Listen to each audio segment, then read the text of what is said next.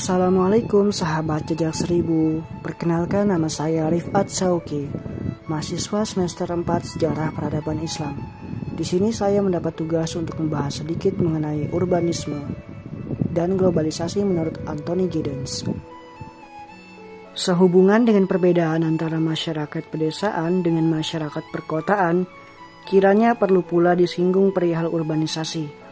Urbanisasi adalah perpindahan penduduk dari desa ke kota, atau dapat pula dikatakan bahwa urbanisasi merupakan proses terjadinya masyarakat perkotaan.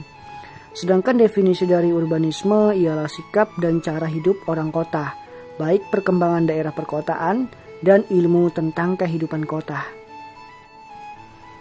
Saat ini banyak arsitek, perencana, dan sosiolog menyelidiki cara orang hidup di daerah perkotaan padat penduduk dari berbagai perspektif termasuk perspektif sosiologis. Untuk sampai pada konsepsi yang memadai urbanisme sebagai cara hidup, Wirth mengatakan perlu untuk menghentikan urbanisme dengan entitas fisik kota. Nah, dalam urbanisme kontemporer juga dikenal sebagai perencanaan kota di berbagai belahan dunia. Ada banyak cara yang berbeda untuk membingkai praktek kota di dunia. Menurut arsitek Amerika dan perencanaan Jonathan Barnett, pendekatan mendefinisikan semua urbanisme yang berbeda di dunia adalah salah satu yang tak ada habisnya. The Urbanists pada dekade awal abad ke-20 dikaitkan dengan perkembangan manufaktur terpusat, penggunaan lingkungan campuran, lapisan tebal organisasi sosial yang mendarah daging lokal dan jaringan, serta konvergensi antara kewarganegaraan politik, sosial, dan ekonomi, di mana para elit telah memiliki kepentingan ekonomi tegas terletak di salah satu tempat. Mereka juga memberikan kontribusi untuk mengembangkan landscape sipil melalui kota itu. Perbedaan yang paling jelas antara urbanisasi yaitu proses pertumbuhan populasi dengan urbanisme yaitu cara hidup warga kota.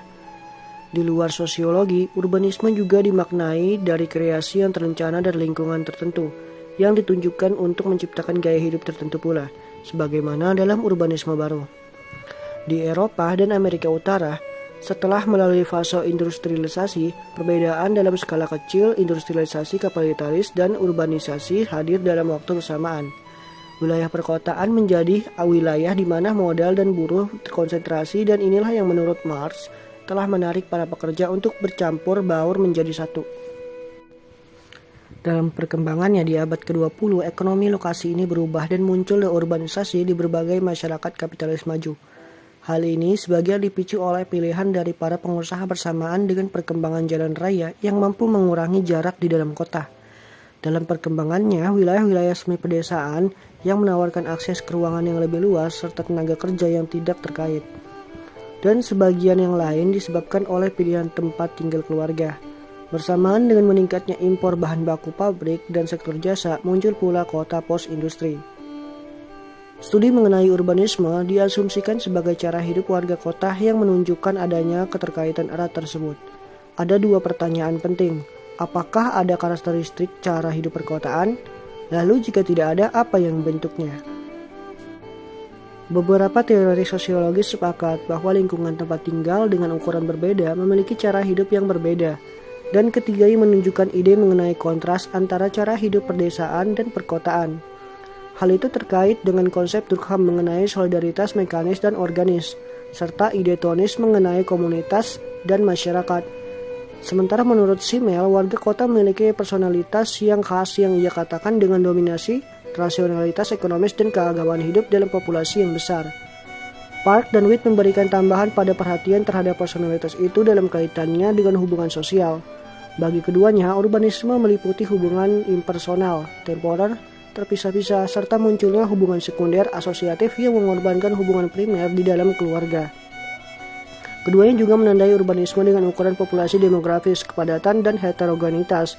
Hal ini berkaitan dengan sudut pandang ekologis keduanya yang memandang bahwa manusia, hewan, dan tumbuhan memiliki kesamaan yang menyesuaikan diri dengan lingkungannya.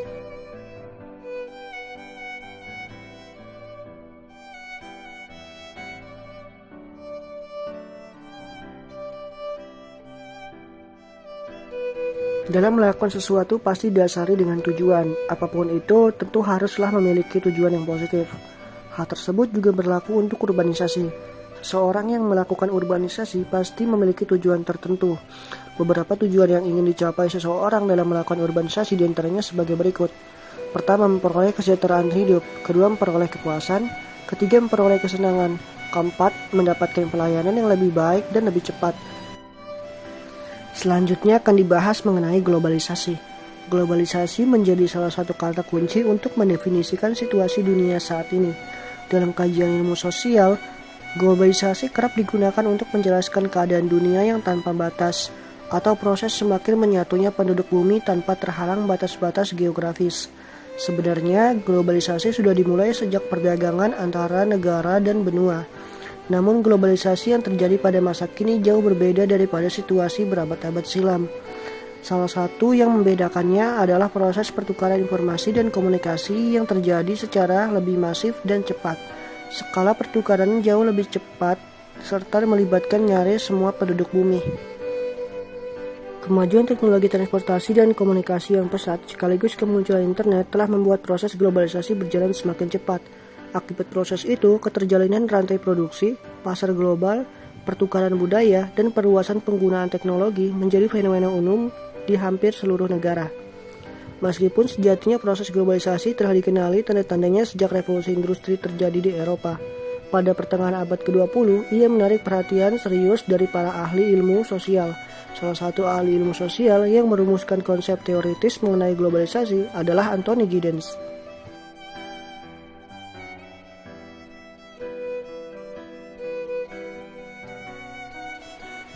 Globalisasi menurut Anthony Giddens adalah teori globalisasi yang dirumuskan sosiolog asal Inggris ini yang menjadi salah satu kerap dikutip. Anthony Giddens mendefinisikan globalisasi sebagai keadaan individu, kelompok masyarakat, dan negara yang independen. Giddens juga sepakat bahwa globalisasi identik dengan fenomena ekonomi global yang melibatkan perusahaan-perusahaan transnasional. Analisis Giddens terhadap fenomena globalisasi tertuang dalam salah satu karya populernya yang ia tulis bersama Philip W. Sutton yang berjudul Sosiologi. Salah satu fenomena globalisasi yang disorot oleh Giddens dalam bukunya adalah boneka Barbie. Boneka perempuan tersebut dapat ditemukan di lebih dari 140 negara saat ia dan Sutton menulis buku Sosiologi. Nah, dengan demikian, Barbie menjadi salah satu petanda koneksi antar masyarakat di tengah globalisasi. Dalam buku itu, Giddens menjelaskan bahwa ada sejumlah faktor pendorong globalisasi. Menurut Giddens, 4 faktor pendorong globalisasi. Yang pertama adalah perubahan masyarakat. Giddens berpendapat globalisasi terjadi karena tataan dunia yang terus berubah, sebagaimana semua masyarakat yang akan terus mengalami perubahan. Demikian pula dunia. Di antara faktor utama yang memicu perubahan adalah industrialisasi. Kemudian yang kedua adalah kolonialisme. Faktor lain yang mendorong perubahan dunia menuju globalisasi adalah kolonialisme. Penjajahan oleh negara-negara barat, menurut Giddens, telah membuat negara-negara dunia saat ini terbagi menjadi 4 kategori berdasarkan kualitas pembangunannya. Keempatnya adalah negara dunia pertama, negara dunia kedua, negara dunia ketiga, dan negara industri baru. Kemudian yang ketiga adalah kemajuan ilmu pengetahuan dan teknologi, atau yang disebut dengan iptek. Awal kemajuan iptek ditandai dengan kemunculan alat telekomunikasi yang memanfaatkan sinyal analog dan kabel. Alat komunikasi terus berkembang menjadi berbagai jenis ponsel yang ada saat ini. Menurut Giddens, masyarakat menjadi semakin terkoneksi berkat adanya kemajuan teknologi komunikasi dan informasi. Temuan teknologi lain yang menghubungkan masyarakat dari berbagai penjuru adalah internet. Melalui internet, masyarakat di berbagai belahan dunia dapat bertukar informasi dalam waktu yang cepat. Penggunaan internet pun secara cepat terus meluas ke seluruh penjuru dunia. Dan yang terakhir adalah ekonomi global. Giddens menilai globalisasi identik dengan fenomena ekonomi global. Perdagangan berlangsung antar negara melalui perusahaan-perusahaan raksasa. Perusahaan tersebut memproduksi barang yang dikonsumsi oleh masyarakat di berbagai negara, misalnya minuman Coca-Cola. Selain faktor-faktor di atas, Giddens juga membagi globalisasi dalam 4 dimensi. Dikutip dari jurnal The 4 Dimensions of Globalization according to Anthony Giddens, berikut penjelasan soal 4 dimensi globalisasi tersebut. Pertama, ekonomi kapitalis dunia. Perusahaan transnasional yang mendominasi perdagangan dan rantai produksi global didukung oleh negara-negara kapitalis. Terjadinya perdagangan tersebut tak lepas dari aturan yang dibuat oleh negara kapitalis maju, guna memudahkan sejumlah perusahaan transnasional dalam melakukan ekspansi ke seluruh dunia. Kedua, sistem nation state atau negara bangsa. Menurut Giddens, kedaulatan sebuah negara bangsa harus dipahami sebagai suatu yang terus dikontrol.